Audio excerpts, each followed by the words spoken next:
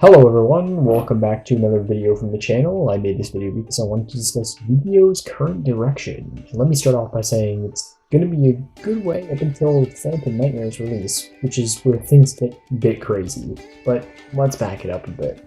Phantom Darkness, whoa, sorry, way too far. Moving forward about 20-ish years, it looks like it has to be more about Power of the Elements. Now I know what you're thinking, Power of the Elements. Why are we looking back at 2022? Well, humble viewer, I wanted to talk about the meta back then and how it drastically shaped and paved the way for today's metagame. Let me explain. You see, on January 18th, 2022, Master Duel had its official release for almost any console and or PC. This is amazing for both Yu-Gi-Oh players and non-Yu-Gi-Oh players alike, since it brought new players into the game and returning players too. Now, why am I bringing all this up? Well, because during Tearlaments format, when Master Duel initially launched in 2022, the Yu-Gi-Oh community was divided. The reason for this was because Tearlaments became a rapid Tier 0 meta threat. For those of you watching that don't know what that means, here's a quick explanation. Meta decks are determined by top percentage tops at Tier 1 and higher events, which includes World Championship qualifiers, WCQ, and higher events. To obtain a Tier 0 status, the meta deck in question requires a minimum of 65% overall tournament usage, which Tearlaments had obtained during YCS Pasadena in 2022. After that, there were backlash within the community had been calling for an emergency ban list. At the time, pro players were coming forward on X, sorry, what a stupid name, I'm just gonna call it Twitter. Pro players were coming out on Twitter explaining why Tier 0 is good, while open formats are bad, because it means you only play against other players with a higher skill level or equal skill level to you. Well, casuals and poor people, like myself, were angry with what many pro players were advocating for, since casuals just wanted to enjoy the game in their own unique way. Now, looking at both sides, I understand where pro players are coming from. As myself, I'm a competitive Yu-Gi-Oh player. I do in fact attend regionals at least once a year and try and get a top spot. However, realistically, it's a game that's meant to be enjoyed by everybody. You can never make everyone happy, but making the majority happy is especially important for a business that wants to promote a game. There was also a considerable paywall in order to play the deck if you wanted to. Surprisingly, it didn't come from the main engine of Tearlaments, which is something that I actually enjoyed, but rather it was extra simple like Barone or Zeus at the time, which is what stopped many people from playing the game as a whole, because they were just unable to compete in an environment that was too high cost or that needed a lot of skill. Quick side note before we move forward, I just want to clarify, I don't mind higher tier decks being crazy or really good in any sort of way, but Tearlaments in specific was a separate beast. The problem with Tearlaments wasn't necessarily the crazy combos that they would put up and all of the negates that they would just vomit out with the same three generic negate or interruption cards like Borrowed Savage, Floor, or Appaloosa, but rather it was in fact that Tearlaments was able to play on turn 0. Even if Tearlaments were going second, they still had the ability to do what was essentially a full combo on the opponent's turn 1. To put it on simpler terms, it's as if you played Uno before you can even place down a card, your opponent's already finished their hand while also winning a Go Fish you didn't even know you were playing. This was insane for both the TCG and OCG. In fact, OCG players had to play against it for a minimum of an extra 4 months prior to the TCG. But this still leaves a lot of questions like, why am I even bringing this up in the first place? Well, you remember how I said in that same year Master Duel was released? If you do, great. If you don't, rewatch this video from the beginning. I dare you. Anyway, Master Duel's meta was about 6 months off of the TCGs, which meant that if you played TCG and Master Duel, you had to play against Tearlaments format twice, which was terrible for old and new players that had just gotten into Master Duel to begin with. This meant that people weren't having fun because of just how crazy the deck was. Recurring players began to drop Master Duel because it wasn't what they remembered it to be, and a lot of new players ended up quitting because of how fast and complex the game was, and there was no nostalgia to keep them playing. Not to mention that there was also the complexity and Tier 0 meta threat that had existed in Master Duel for quite a while, and a new slow release of an even better deck at the time, which was Kashtira. New and returning players both alike started to quit Master Duel left and right.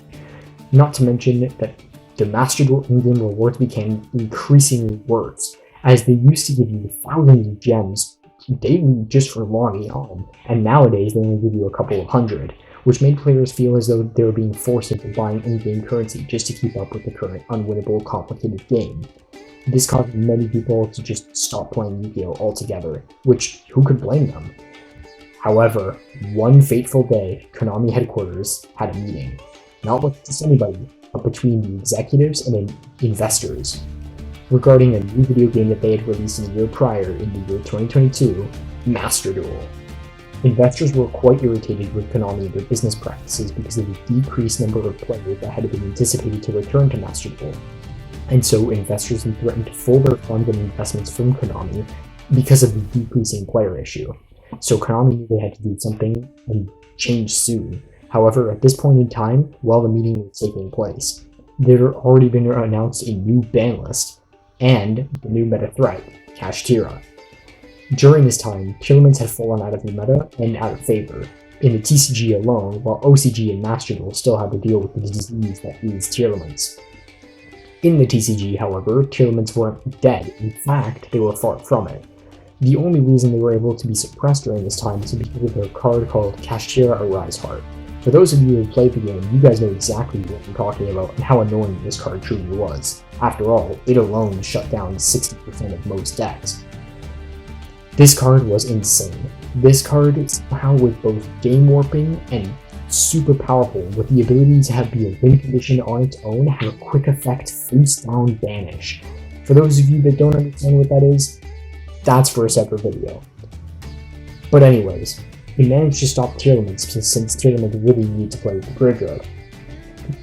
However, because people were tired of playing Tearlaments for so long, those players started moving on to playing Cash Tira, which became a pseudo Tier 0, which is right after Tearlament format.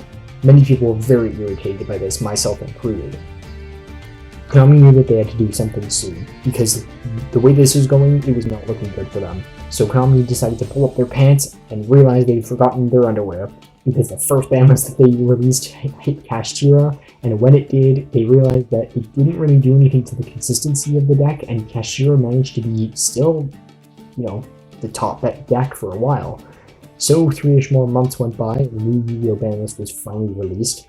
The problem was Arise Heart, which finally was banned, and they slowly transitioned the game into a format that allowed Unchained to be the top deck for a while, and a new cat deck that was released around the same time called Pearly, which left many decks open to taking the top spot at high tier events. However, this many competitive players hating this open format since there was too much to account for, which basically means that they were unable to blink and breathe at the same time. This was good for the game. It had been pushed into a healthier gameplay aspect for everybody, but in the background there were still some rising decks that had caused some concern, like Centurion, that had these lingering floodgates, or that were able to put on such vivid negates with such little combo pieces and tools. Luckily, this never really happened. There was a little bit of rise with King Calamity, but nothing really ever came out of it. It wasn't that big of an issue. Eventually, Unchained was inevitably hit on the ban list, killing the consistency and the deck itself. But it was still playable for a while, but some new meta contenders ended up joining the race, such as the Racists. I meant Race, Labyrinth, and Pearly. Those remained good contenders for the overall metagame, and they just sort of stayed in the background for a while until eventually they came into the forefront. But in the OCG, there was a new rising threat as well, called Sinful Spoils, or as we know it in the TCG, Snake Eyes. Once Rescue Ace format had concluded, it was with Snake Eyes' turn to take over the meta.